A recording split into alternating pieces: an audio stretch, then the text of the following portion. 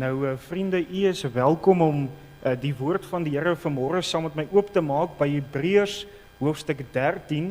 En ons gaan so 'n kort reeks wat ons gaan doen uit Hebreërs hoofstuk 13 uit vanmôre en dan ook volgende Sondag as die Here ons spaar, dan gaan ons kyk na hierdie baie besonderse gedeelte. En u sal sien die opskrif by hierdie hoofstuk is verskillende voorskrifte. En wat ons ook dan gaan kyk na, wat is hierdie voorskrifte, waarom is hierdie voorskrifte nodig vir ons as kinders van die Here. En ons gaan net saam lees tot en met vers 19 en die laaste gedeelte van hierdie hoofstuk is dan net ook die groete wat die skrywer ook dan net oordra aan die broeders en aan die lesers, aan die wat hy ook dan nou so geskrywe het. Hebreërs hoofstuk 13 en sodra u die plek het, liewe vriende, gaan ek vir ons dan net voorhou vanaf vers 1. Die broederliefde moet bly, vergeet die gasvryheid nie, want daardeur het sommige, sonder om dit te weet, engele as gaste geherberg. Dink aan die gevangenes asof julle medegevangenes is, en aan die wat mishandel word, as mense wat self ook 'n liggaam het. Laat die huwelik in alle opsigte eerbaar wees en die bed onbesmet, want God sal hoereerders en egbrekers oordeel. Julle gedrag moet vry van geldgierigheid wees. Wees tevrede met wat julle het, want hy het gesê, ek sal jou nooit begewe en jou nooit verlaat nie. Daarom kan ons met alle vrymoedigheid sê, die Here is vir my 'n helper en ek sal nie vrees nie. Wat sal 'n mens aan my doen? Gedenk julle voorgangers wat die woord van God aan julle verkondig het. Aanskou die uiteinde van hulle lewenswandel en volg hulle geloof na. Jesus Christus is gister en vandag dieselfde en tot in ewigheid.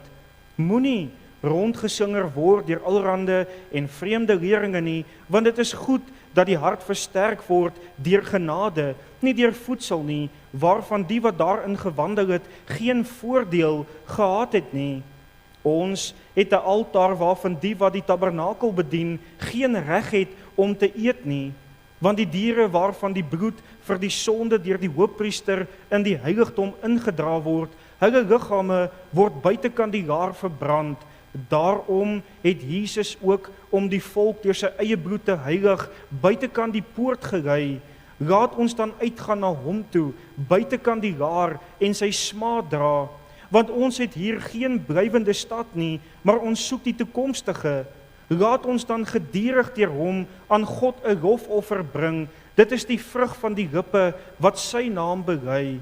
Vergeet die weldadigheid en mededeelsaamheid nie, want God het 'n welbehae aan sulke offers. Wees gehoorsaam aan julle voorgangers en onderdanig, want hulle waak vir julle siele as diegene wat rekenskap moet gee, sodat hulle dit met blydskap kan doen en nie al sigtend nie, want dit is vir julle nie nuttig nie. Bid vir ons, want ons is oortuig dat ons 'n goeie gewete het, omdat ons in alles goed wil wandel. Des te meer vermaan ek julle om dit te doen, sodat ek gouer aan julle teruggegee kan word. Net tot sover die wonderlike woord van die Here, en ons gaan net saam verenig in gebed, en ek gaan net vra vir die mans, vir wie dit moontlik is om te staan, en dan nader ons ook tot die Here in gebed. Vader, baie dankie dat ons die voorreg het om ook vanmôre U te kan aanroep as ons Vader. Dankie dat ons vanmôre, Vader, ook deur die bloed van Jesus Christus in U heiligdom kan inbeweeg. Dankie dat ons vanmôre weet, Here, dat op grond van wat Christus Jesus daar aan die kruis bewerk het vir ons, dat ons ook, Here, nou met U kan praat deur gebed, dat ons ook so, Here, ons harte voor U kan stilmaak. En baie keer vergeet ons, Here, hier die wonderlike voorreg wat ons het. Baie keer vergeet ons, Here, die voorreg van gebed, dat ons met 'n lewende God kan praat, dat ons harte voor die Skepper van hemel en aarde kan uitstort. Maar wat 'n groot voorreg is dit ook, Here, om te weet dat Jesus Christus, wat nou ook aan die regterhand van God die Vader sit, dat hy ook besig is om vir ons in te tree, dat hy ook 'n hoëpriester is wat besig is om vir ons te bid, besig is om ook so vir ons te nooi, om na hom toe te kom, sodat ons ook op die regte tyd gehelp kan word. Dankie dat ons weet, Vader, dat U ook die een is wat bemoeienis met ons maak, dat U die een is, Here, wat ons nie net so los nie, maar dat U uitreik na ons toe deur die groote genade en liefde, dat U die een is wat in ons lewens werk, dat U die een is, Here, wat roep, dat U die een is wat red, dat U die een is wat heilig deur die Heilige Gees se werking en deur U woord. En kan ons U maar net loof en kan ons U maar net prys, Here, want ons weet dat as U U hand, Here, moet onttrek, dan sal ons ellendig wees, dan sal ons hopeloos wees, maar ons dankie dat U dit nie doen nie, maar dat U nog steeds elke dag na ons omsien, dat U nog steeds elke dag, Here, die een is wat ons wakker maak, die een is wat ons lewe gee, die een is wat ons hart laat klop, en kan ons net vir U die eer en vir U die dank gee. Ons wil vanmôre kom bid vir ons gemeente. Vader, dankie dat ons weet dat U die een is wat hierdie gemeente in die lewe geroep het, dat U die een is wat ons deure oophou, dat U die een is, Here, wat op wonderbaarlike wyse vir ons voorsien, en kan ons U net loof daarvoor. Ons wil kom bid vanmôre, Here, vir hulle wat op ons voorbiddingslysie is, Here, ons wil elkeen by U voete kom neerlê. Ja, Here, U ken daardie behoefte, U ken daardie krankhede, en wil ons vra dat U asseblief sal kom aanraak. Ons kom bid ook vir Tannie Lenore, wat ook môre moet ingaan, Here, vir die knieoperasie, dat U ook asseblief saam met haar sal gaan, en Here, ons kom bid ook dat U ook die dokter se hande sal styf vashou, en dat U ook hulle sal lei, en ook vir hulle die nodige wysheid sal gee, maar dat U hand ook oor die tannie sal wees, en saam met haar sal gaan met die herstelproses. Ook vir elke ander een, ons dink aan hom Chris, wat ook daar in die hospitaal is, Vader, dat U saam met hom sal gaan, en dan wil ons ook elke ander naam wil ons by U voete kom neerlê. Vir hulle wat 'n geliefde aan die dood afgestaan het, Here, kom bid ons ook vir hulle wat ook Dinsdag, Here, ook daardie finale totsiens moet sê, dat U hulle sal help en sal bystaan in hierdie moeilike tyd. Ons wil ook kom vra, Vader, dat U in besonders ook saam met ons sal gaan, elke besoeker, elke lidmaat. U ken ons geestelike lewens, U ken daardie behoeftes, U ken daardie bekommernisse, en dat U dit asseblief ook so sal kom aanraak. Ons kom bid ook vanmôre vir die redding van siele. Vader, ek dink so aan daardie vers wat sê dat daar soveel nood daar buite is, maar die arbeiders wat min is, kom bid ons dat U arbeiders, Here, sal opwek, dat U in manne en vroue se harte sal werk, Here, en dat U hulle ook sal roep vir U diens, sodat hulle kan uitgaan om vir U te werk. Maar ook elke kind van God wil ons kom bid en wil ons kom vra dat U ook so saam met hulle sal gaan, dat U hulle ook sal toerus en dat U ons sal help, Here, dat ons 'n verskil sal maak, dat ons 'n getuie sal wees. Ons dankie vir gister se opleiding wat ons kon ontvang het en waar ons opnuut net weer herinner kon word aan basiese dinge, Here, wat ons nodig het om ook oor te dra aan die mense daar buite, en dat U ons sal help om ook diensbaar te wees vir U in U koninkryk. Ons kom bid ook nou vir die boodskap, Vader, dat U ons ontvanklike harte sal gee, soos daardie kosbare lied wat ons gesing het, o Heer, maak oop my hart se poort, maak my ontvanklik vir U woord, en dat U ook daardeur verheerlik sal word. In Jesus naam bid ek in die naam bo alle name. Amen.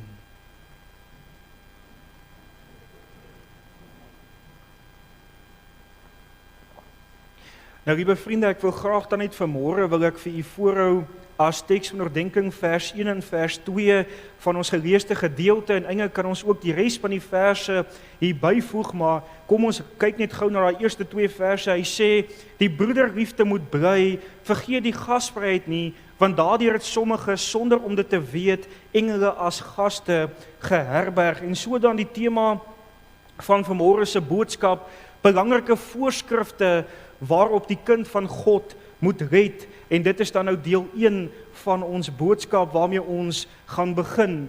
Nou vriende, wanneer ons kyk na hierdie laaste hoofstuk van die boek Hebreërs, dan is dit belangrik om te verstaan dat die skrywer in hierdie gedeelte spesifiek fokus op die lewenswandel van die kinders van die Here. U sien, dit was nodig geweest dat hierdie geredde Jode aan wie die skrywer geskryf het, nou moes fokus op hulle lewenswandel. Hulle moes ag gegee het op die manier hoe hulle dinge gedoen het, die manier hoe hulle dinge gesê het, die manier hoe hulle gepraat het, hoe hulle opgetree het teenoor mekaar, maar selfs teenoor die wat buite die gemeente is. Want jy sien, dit is een ding om met jou mond die Here Jesus te bely, maar jy moet ook met jou lewe, moet jy dit kan uitleef en moet jy daarvan kan getuig. So hierdie kinders van die Here, hierdie geredde Jode, wat ook nou nuut is in Christus Jesus, hulle moes nou ook oorgegaan het na die aksiefase toe, waar hulle doen dit wat die Here van hulle vra. Hulle geloof moes uitgelewe geword het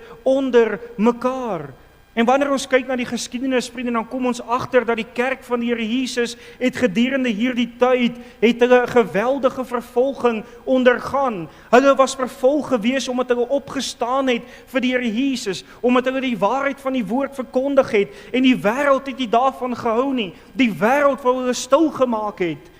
Maar ook was hier die kinders van die Here en was die gemeente van Christus Jesus ook deur die samelewing fyn dopgehou. Mense het gekyk na hierdie kinders van die Here se lewens en hulle het gefokus, maar lewe hulle wat die Bybel sê, lewe 'n lewe wat God verheerlik.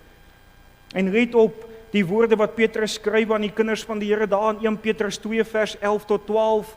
Hy sê, geliefdes, ek vermaan julle as bywoners en vreemdelinge om julle te onthou van vleeslike begeertes wat stryd voer teen die siel, en hou julle lewenswandel onder die heidene skoon, sodat as hulle van julle kwaad spreek, soos van kwaaddoeners, hulle op grond van die goeie werke wat hulle aanskou, God kan verheerlik in die dag van besoeking. Paulus skryf ook aan Titus in Titus 2 vers 7 tot 8. Hy sê, betoon jou in alles 'n voorbeeld van goeie werke met onvervalsheid in die leer, waardigheid, opregtheid. Laat die woord gesond en onweerspreeklik wees, sodat julle die teestanders beskaam kan word en niks sleg kan hê om van julle te sê nie. En daardeur kom die skrywer in Hebreërs en hy rig hier die verskillende voorskrifte aan die kinders van die Here. En hy sê vir hulle, maar let op hierdie voorskrifte, sorg dat julle dit uitlewe, sodat julle lewenswandel skoon kan wees, sodat julle ook 'n lig kan wees wat skyn in 'n donker wêreld, dat julle die evangelie kan uitdra, sodat siele by die kruis kan uitkom.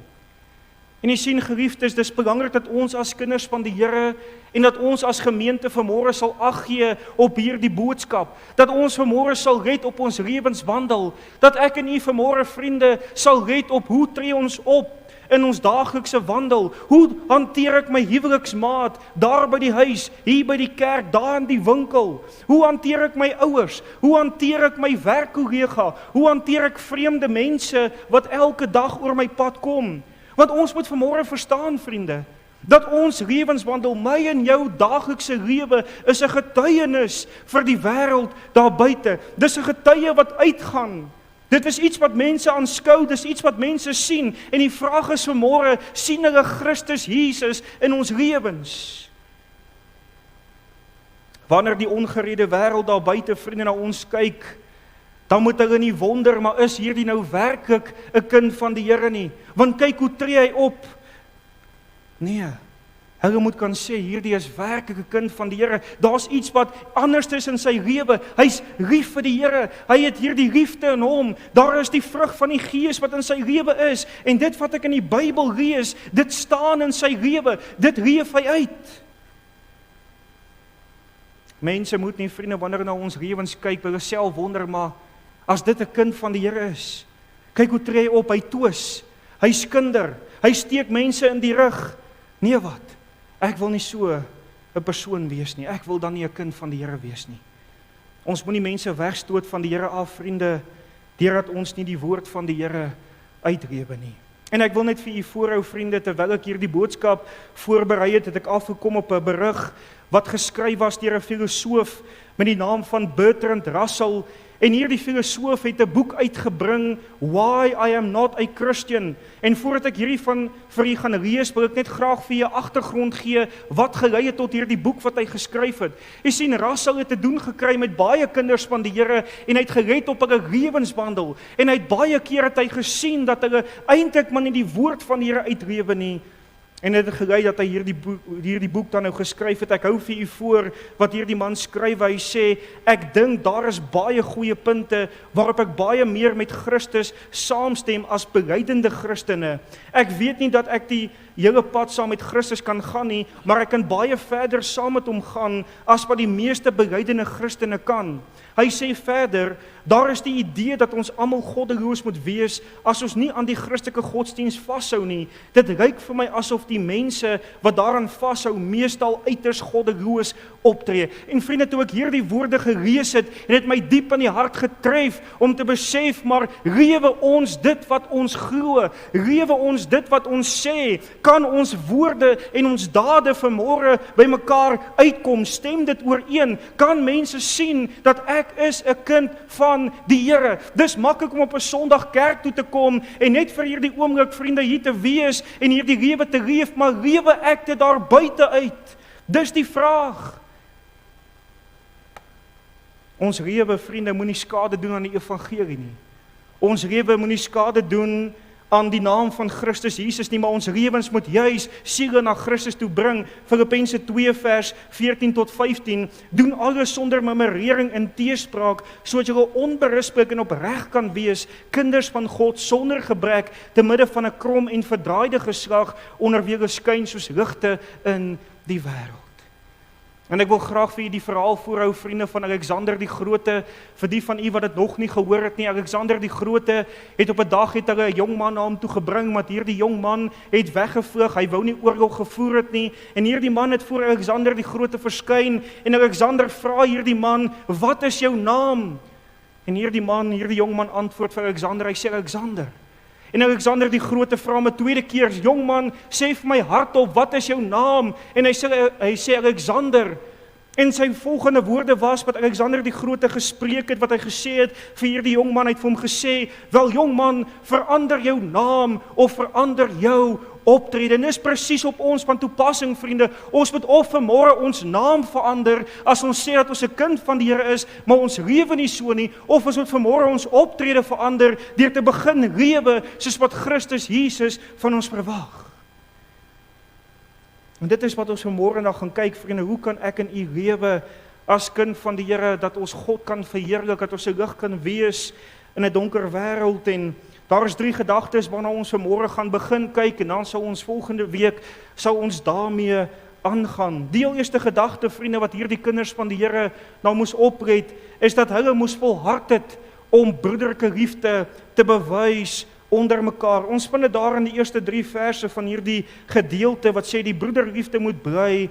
Vergeet die gasvryheid nie, want daardeur het sommige sonder om dit te weet engele as gaste geherberg. Dink aan die gevangenes asof jy 'n mede-gevangenes is, en aan die wat mishandel word as mense wat self ook 'n liggaam het.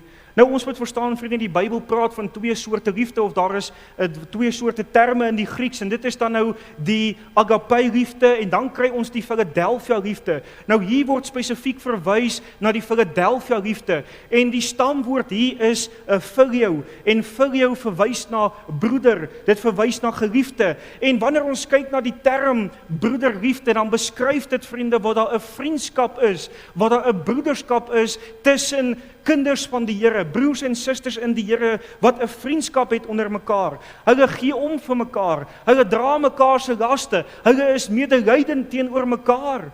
En dis juis hierdie soort liefde, vriende, wat 'n Bybelse beginsel is. Dis hierdie liefde wat die fondasie skep vir die liggaam van Christus. Dis hier waar alles begin, en dis juis deur Jesus wat sy kerk oproep om broederliefde onder mekaar te beoefen. Johannes 13 vers 34 tot 35, 'n nuwe gebod gee ek julle, dat julle mekaar moet lief hê, soos ek julle lief gehad het, moet julle ook mekaar lief hê. Hieraan sal almal weet dat julle my disippels is, as julle liefde onder mekaar het. En dan Johannes 15 vers 17, dit gebied ek julle, dat julle mekaar moet lief hê.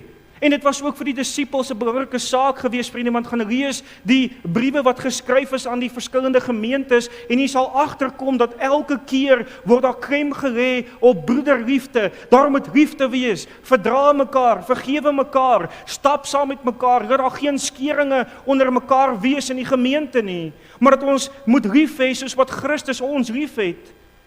1 Johannes 4 vers 11, geliefdes, as God ons so lief gehad het, behoort ons ook mekaar lief te hê. En wat ons moet verstaan, vriende, is dat hier die gemeente, of die persone wat aan geskryf word hier in die brief Hebreërs, hulle het alreeds broederliefde bewys onder mekaar, want u sien, die liefde van God het in hulle harte kom woon, en daardeur het hulle liefde bewys teenoor mekaar. Ons lees dit ook vroeër in hierdie brief, daar in Hebreërs 6 vers 10, wat sê, want God is nie onregverdig om julle werk te vergeet nie, en die liefdearbeid wat julle betoon het vir sy naam, omdat julle die heiliges gedien het, en nog dien. So het alreeds hier die broederliefde besit, maar ek wil net gou vir u nog 'n voorbeeld voorhou. Die gemeente in Thessalonika het ook hier die liefde besit, en Paulus bemoedig hulle, hy sê daar in 1 Thessalonisense 4 vers 9 tot 10, oor die broederliefde het julle nie nodig dat ons julle skrywe nie, want julle self deur God geleer om mekaar lief te hê,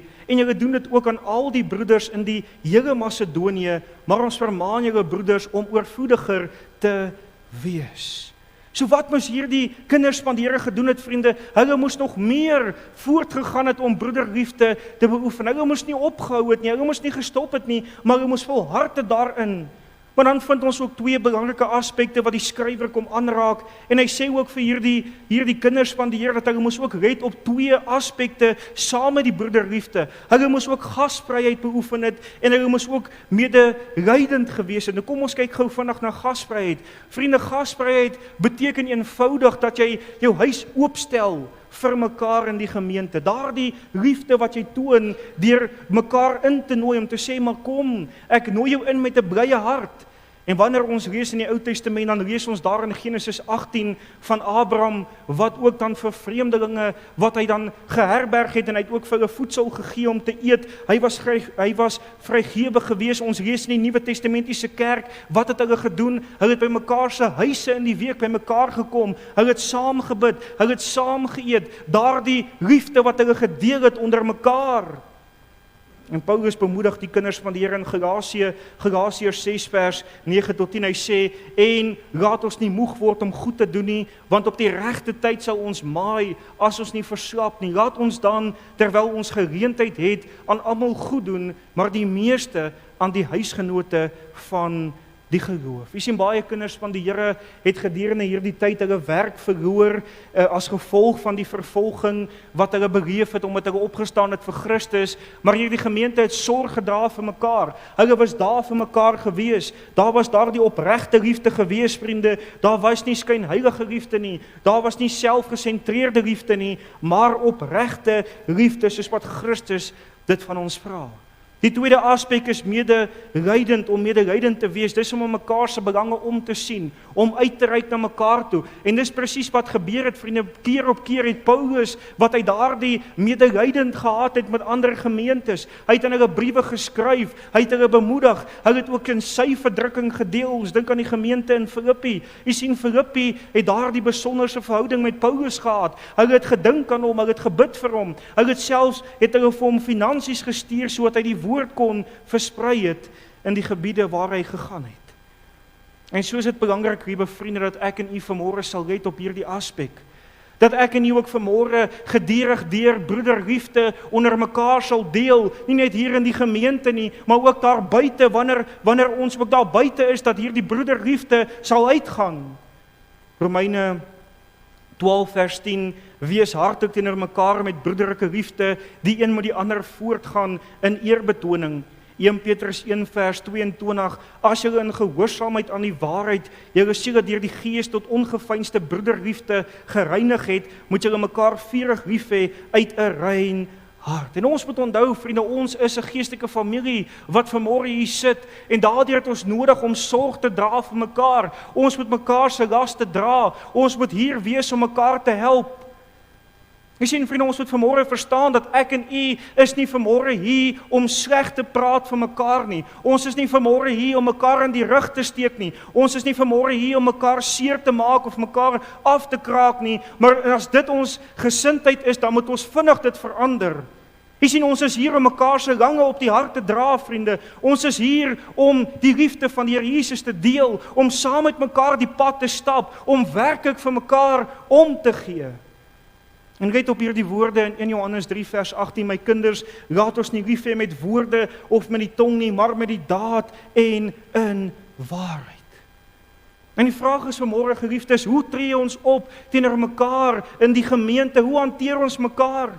Het ons vrymoedigheid om mekaar te bel, as ek daar langs die pad gaan staan, om te sê, maar weet jy wat, ek kan vir my broeder bel, want ek weet hy sal kom, hy sal my help. Of as ek daar in die hospitaal is, dat ek vrymoedigheid kan neem om my suster te bel en te sê, as twee susters mekaar bel en sê, my suster, ek het gebed nodig, ek sukkel.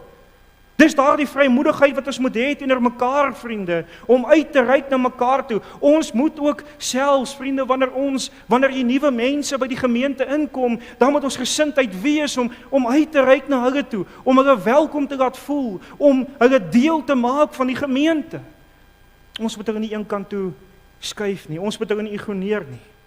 En selfs daar in die winkel, vriende, wanneer ek sien, hier is een van my broeders, dan moet ek nie daar in die rak induik en sê, ek hoop hy sien my nie. Nee. Ons moet daar die liefde ook daar toon, deur mekaar te groet, en ook so te doen wat die Here van ons vra. En mag ons as gemeente, vriende, se liefde eerstens vir Christus meer en meer word elke dag, en dan tweedens mag ons liefde vir mekaar meer en meer word elke dag. Mag mense, wanneer hulle hier instap, hierdie liefde van die Here Jesus beleef. Die volgende gedagte wat ons vind, vriende, waarop hierdie kinders van die Here op moes ag gee, ten einde die Here te verheerlik in hulle lewe, is hulle moes sorg dat hulle huwelik eerbaar en rein is. Let op vers 4 van ons geleesde gedeelte. Laat die huwelik in alle opsigte eerbaar wees en die bed onbesmet, want God sal hoereerders en egbrekers oordeel. Wat ons moet verstaan, liewe vriende, is dat hierdie was 'n baie belangrike gedagte om op te let. U sien, hulle moes nie net broederlike liefde onder mekaar in die gemeente bewys het nie, maar daar moes ook broederlike liefde, daar moes ook hierdie liefde by die huis gewees het, waar hulle omgesien het aan mekaar. En dis juist die kinders van die Here wat getroud was, wat 'n huweliksmaat gehad het, hulle moes ook Christus se liefde ten alle tye bewys het teenoor mekaar, ook vir mekaar sorg gedra het, ook vir mekaar omgesien het. Hulle moes ook so loyaal gewees het teenoor mekaar. Jy sien, die manne moes hulle eie vroue lief gehad het, hulle moes hulle vrouens versorg het, hulle moes hulle vrouens as hoof van die huis, moes hulle vrouens gelei het in die weë van die Here, deur hulle te ondersteun, hulle te beskerm teen die gevaar.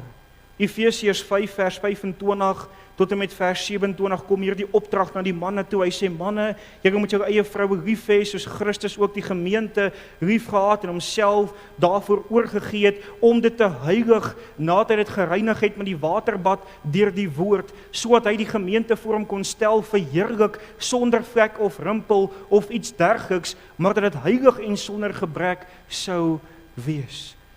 Paul Washer, vriende, is 'n baie bekende prediker en hy skryf die volgende, en dit is veral toepaslik op die rol wat die man het in die huwelik om sy vrou te beskerm, om sy vrou, sy eie vrou lief te hê. En ek hou vir julle voor wat hy skryf. Hy sê, treat your wife better than you treat anything or anyone.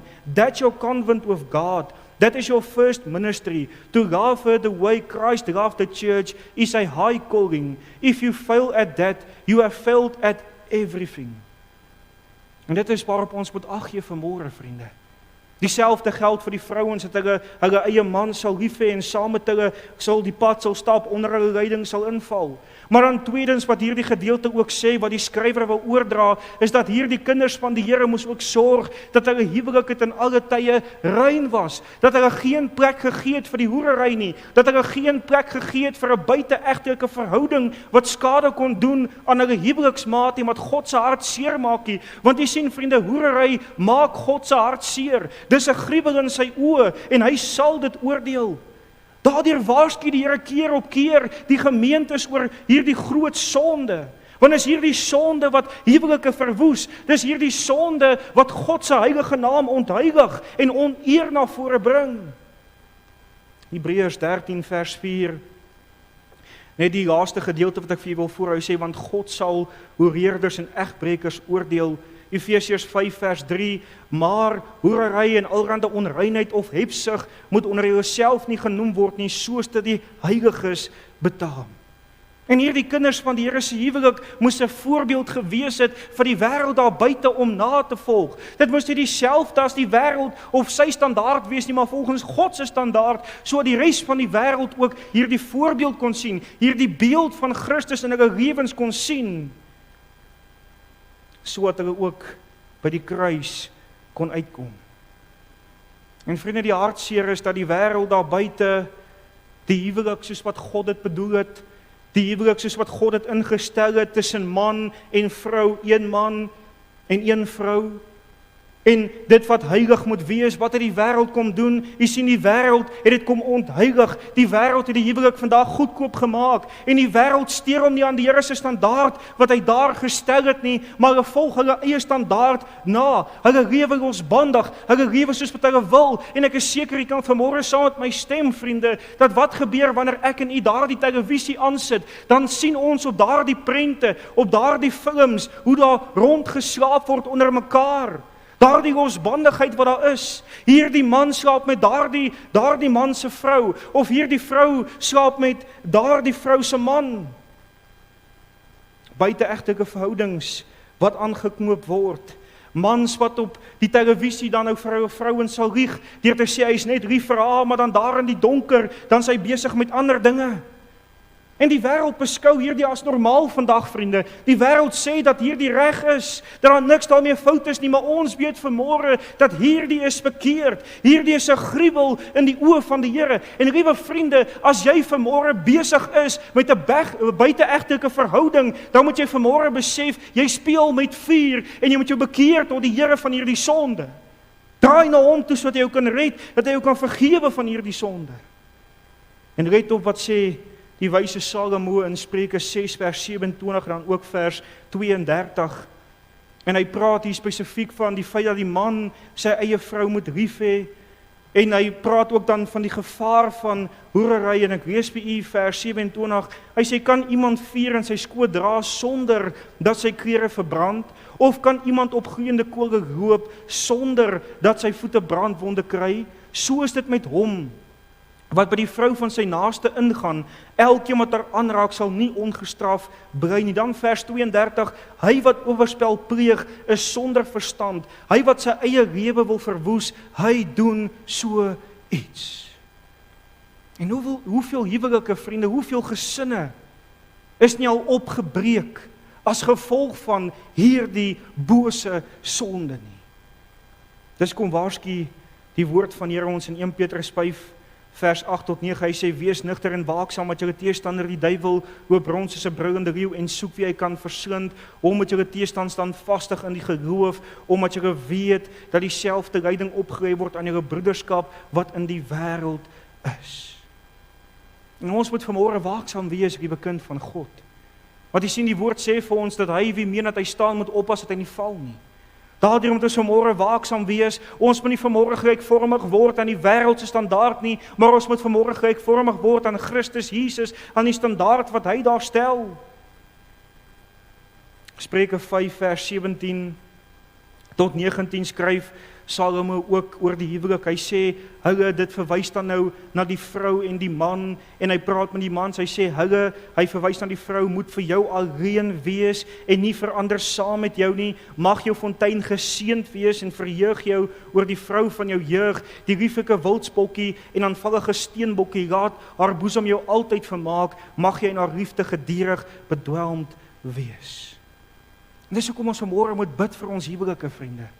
Dis kom ons vanmôre die Here moet vra, Vader, help ons, dat ons elke dag as man en vrou nader aan U sal beweeg, bewaar ons, help ons om sterk te staan, help ons dat ons elke dag vir mekaar sal lief wees, soos wat U wil hê ons moet wees, dat ons liefde vir U en ons liefde vir mekaar meer en meer sal word, dat ons ook sal onthou, vriende, daardie dag toe ons daardie belofte gemaak het voor die Here, om ons huweliksmaat lief te hê tot die dood ons skei, dat ons daarin sal vas staan, en geen plek sal gee vir 'n buiteegtelike verhouding nie. Maar die laaste gedagte wat ons vind, vriende, wat die kinders van die Here op moet red, wat ons op moet red, sodat ons ook 'n lewe kan leef, wat die Here verheerlik, is dat ons gedrag moet vry wees van geldgierigheid. Vers 5 van ons geleesde gedeelte, julle gedrag moet vry van geldgierigheid wees tevrede met wat jy het, want hy het gesê, ek sal jou nooit begewe en jou nooit verlaat nie. Nou wanneer ons kyk na hierdie term geldgierigheid, vriende, dan verwys dit daarna om 'n sterke drang te hê na geld, om geld na te jaag die heeltyd, om nie tevrede te wees nie, maar om met wat jy het nie, maar heeltyd te soek na nog meer en nog meer en nog meer. En dis presies wat geldgierigheid doen, is daar's nie 'n tevredenheid met wat jy het nie, maar daar's 'n begeerte om nog meer en meer te kry. En ek het een keer toe ek 'n kind was, vriende, het ek 'n kinderprogram gekyk wat ek tot vandag toe onthou. En in daardie kinderprogram was daar 'n karakter gewees. Hy was 'n baas gewees van 'n restaurant en hierdie man het geld nagejaag. Hoe meer geld hy ingekry het, hy daar in sy kluis bewaar en hy was so selfsugtig, hy was so synig gewees. Hy wou nie sy geld uitgee nie. En dis presies wat geldgierigheid is. En daar is soveel navorsing, vriende, wat gedoen is terwyl ek voorberei het, wat daar onderhoude gevoer is met mense wat miljonêers was.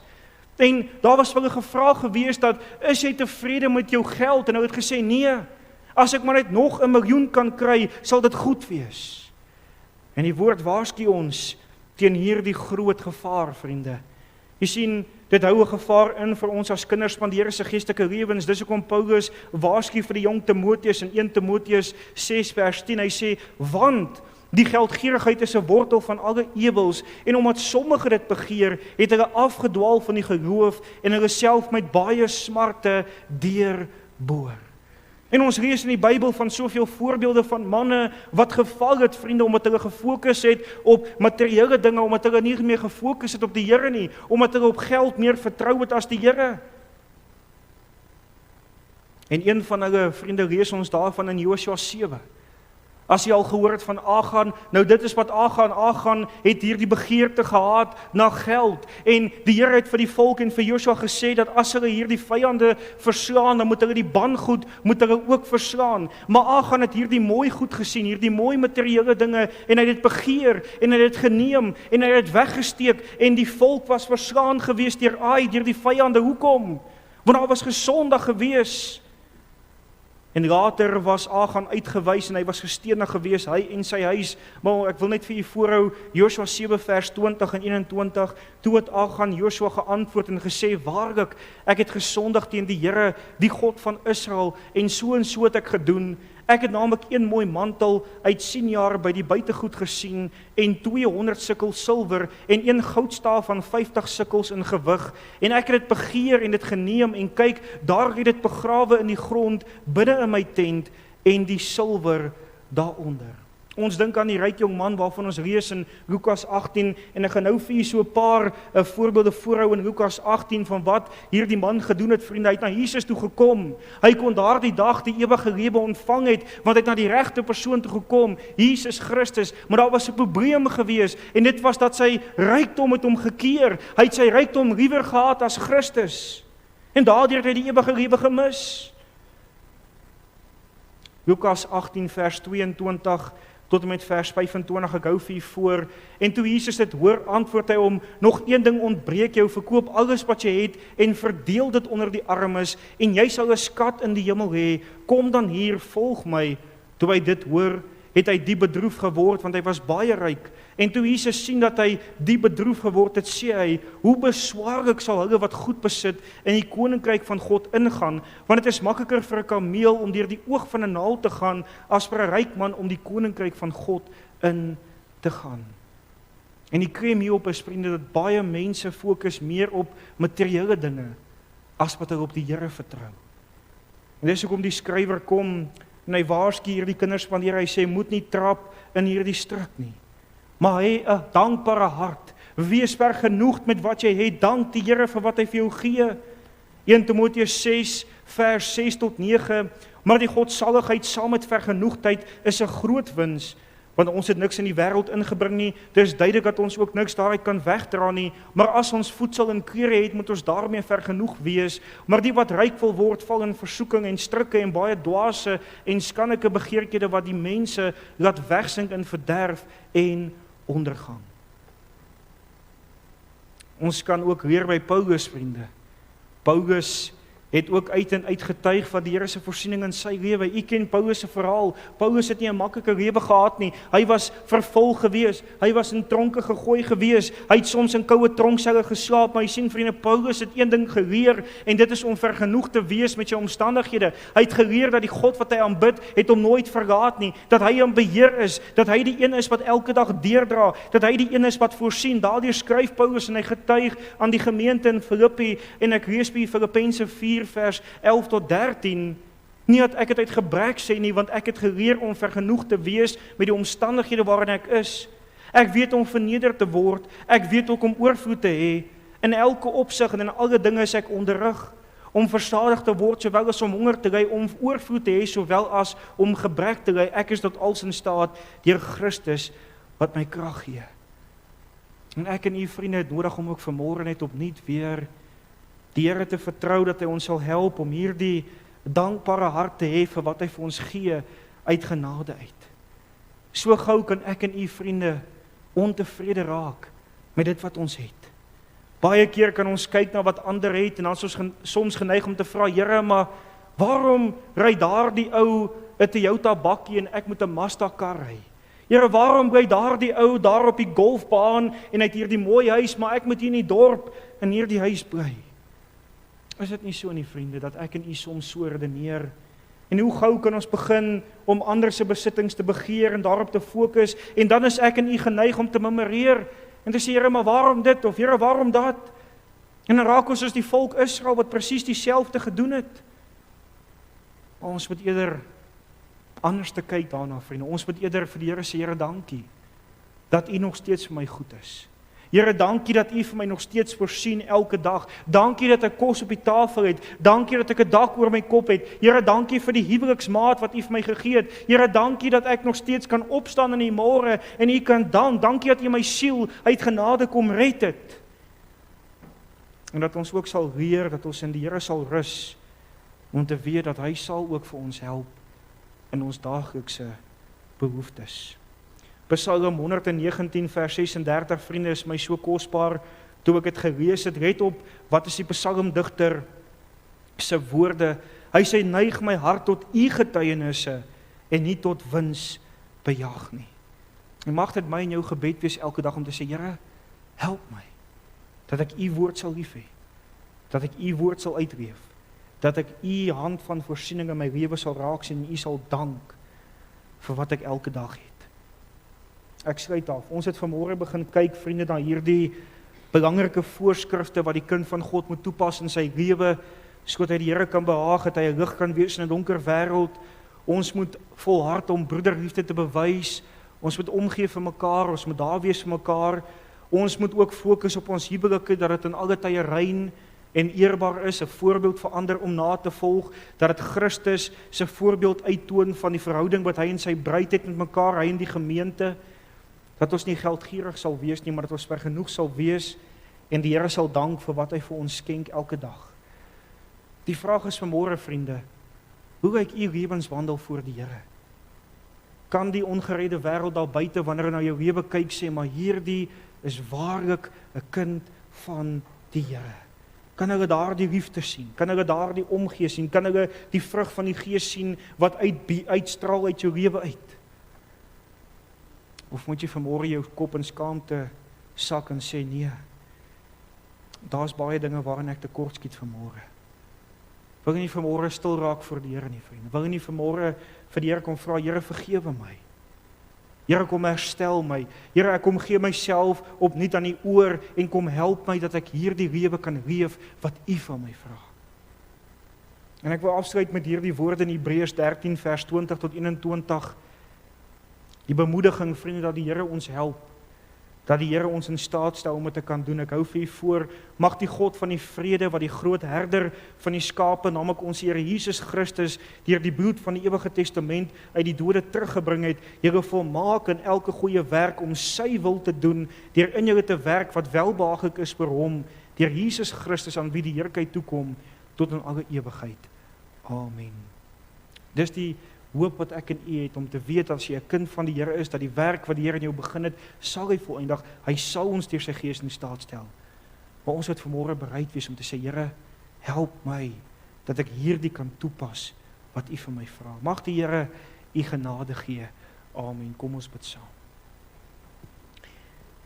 Vader, dankie dat ons vanmôre na U woord kon gekyk het. En Here, baie dankie dat ons ook vanmôre, Here, kon geleer het uit U woord uit. En kom help ons vanmôre dat ons ook daar waar ons tekort skiet, dat ons dit vanmôre voor U sal bely en dat U ons sal help om in daardie areas, Here, meer aandag aan te gee. Dit mag dalk vanmôre wees dat ons nie meer voortgaan met broederliefde onder mekaar nie. Dit mag dalk wees dat daar vanmôre dalk 'n selfgesentreerdheid is. Dit mag dalk wees, Here, dat ons ook vervlou het in ons toewyding en in ons verhouding met U. Wat ook al dit mag wees, Vader, kom bid ek dat U ons sal help om dit by U voete neer te lê vanmôre en dat U ons sal help, Vader, om ook te doen wat U van ons vra. Kom help ons in hierdie week, van hierdie oomblik wat ons nou hier uitstap, dat ons hierdie lewenswandel sal uitlewe.